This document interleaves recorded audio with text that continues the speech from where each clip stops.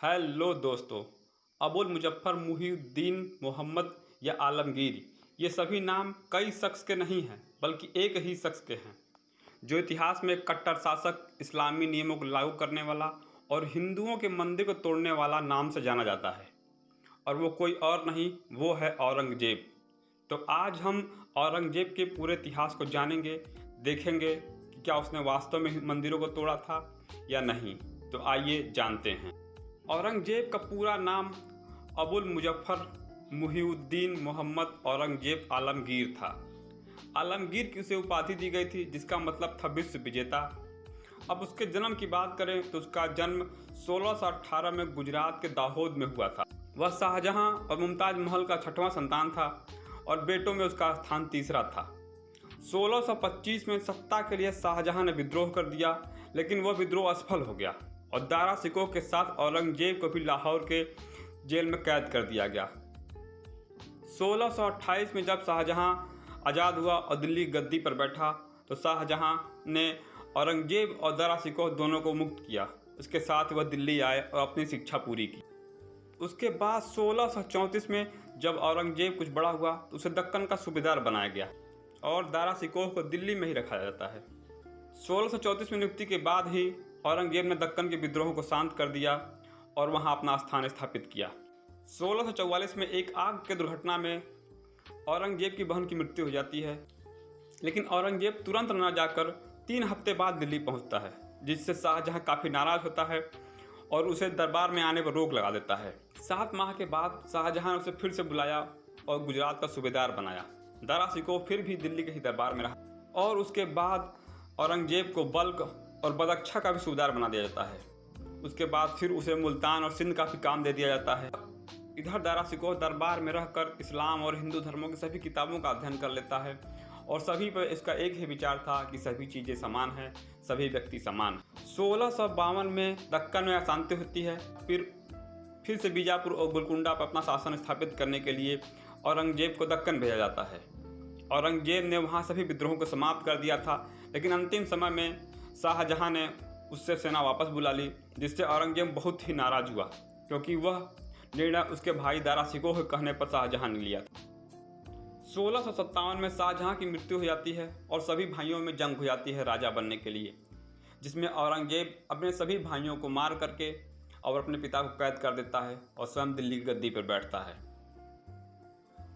यहाँ अगर हम दारा सिकोह और औरंगजेब की तुलना करें तो दारा सिकोह औरंगजेब से अच्छा राजा हो सकता था क्योंकि वह सभी को बराबर मानता था। उसकी परवरिश ऐसी हुई, वह किसी को धर्म के आधार पर अलग नहीं मानता था। वह एक सही में और एक अच्छा राजा बनता, लेकिन वह सैनिक और सेना नायक की दृष्टि से कमज़ोर था जितना कि औरंगजेब अच्छा था। औरंगजेब जो कि दारा सिकोह से कम पढ़ा लिखा था, लेकिन लड़ाई और सेना के साथ रहने के कारण उसको सेना और लड़ाई का अच्छा अनुभव और ज्ञान था और सेना भी उसे ही राजा देखना चाहती थी और अंत में हुआ भी यही। दिल्ली की गद्दी पर बैठने के बाद वो हमेशा लड़ाई में ही व्यस्त रहा।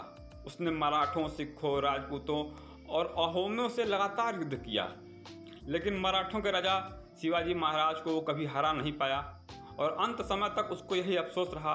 अब उसके धार्मिक और कट्टरवादी होने पर देखें तो उसके दरबार में सबसे ज़्यादा हिंदू राजपूत थे जो विभिन्न पदों पर थे। इतिहासकार यदुनाथ सरकार बताते हैं कि उसके दरबार में 32% हिंदू थे, जो अकबर से भी ज़्यादा थे। अकबर में तो सिर्फ 24% ही हिंदू थे। औरंगजेब साधारण कपड़े पहनता था, कुरान की नकल कर और टोपियां सिलकर अपना खर्च निकालता था। मंदिर तोड़ने की बात करें तो यहाँ कई चीज़ें एक साथ दिखाई देती हैं। एक तरफ तो वह मंदिरों को तोड़ता भी है, दूसरी तरफ बहुत से मंदिरों को दान भी देता है। वह शरिया के कानून को मानने वाला था और उसे ही उसने लागू किया था और उसके इस कानून का आधार था कुरान। वे उसी के आधार पर चलता था। उसने सिक्कों पर कलमा लिखना, नवरोज़ का त्यौहार मनाना, भांग की खेती करना, गाना बजाना सभी पर रोक लगा दिया था। बाद के समय में झरोखा दर्शन और तुलादान को भी बंद कर दिया। लेकिन असली घटना होती है 1669 में, जब उसने एक फरमान जारी कर हिंदुओं के मंदिरों और विद्यालयों को तोड़ने का आदेश दे दिया, जिसमें बनारस के विश्वनाथ मंदिर और मथुरा के केशव राय मंदिर को तोड़ दिया गया। उसने हिंदुओं के ऊपर जजिया कर भी लगाया, जो कि अकबर के समय में बंद कर दिया गया। गैर मुस्लिम व्यापारियों पर व्यापार कर ज़्यादा लगाया जाता था और मुस्लिम व्यापारियों पर उनके आधा। लेकिन मंदिर तोड़ने की बात करें तो इतिहासकार का कहना है कि इसका कारण राजनीतिक था, धार्मिक नहीं था। मथुरा के मंदिर को तोड़ने का कारण जाट विद्रोह और काशी के मंदिर को तोड़ने का कारण शिवाजी या मराठों का विद्रोह था। जबकि उसने काशी के जंगमवाड़ी मंदिर को दान भी दिया था, चित्रकूट के बालाजी मंदिर को भी दान दिया, गुवाहाटी के उमानंद मंदिर और प्रयागराज के सोमेश्वरनाथ मंदिर को भी दान दिया था। इन सब को लेकर इतिहासकारों में मतभेद है। कुछ का कहना है कि वह धार्मिक था, कुछ का कहना है कि वह राजनीतिक था। हालांकि उसने कभी भी दक्षिण के मंदिरों को हाथ नहीं लगाया। वह अपने जीवन के 25 साल दक्षिण में बिताया, लेकिन किसी प्रकार के मंदिरों को तोड़ने का कोई भी प्रमाण नहीं है। दक्षिण में 1707 में उसकी मृत्यु हो जाती है। इतने दिनों दक्षिण में बिताने के बाद भी वह उसे पूरा जीत नहीं सका। हालांकि उसने मुगलों के सबसे बड़े साम्राज्य पर शासन किया, जो कि 12 लाख वर्ग किलोमीटर में फैला था। उसने भारत के बाहर तक अपना राज्य स्थापित किया, दुनिया की 1/4 जनसंख्या पर शासन किया, लेकिन उसे छत्रपति शिवाजी महाराज को न हरा पाने का अफसोस आजीवन रहा। ये तो थी औरंगजेब की पूरी कहानी। अगर ये आपको जानकारी अच्छी लगी तो हमारे चैनल को सब्सक्राइब करें और वीडियो को लाइक करें। धन्यवाद।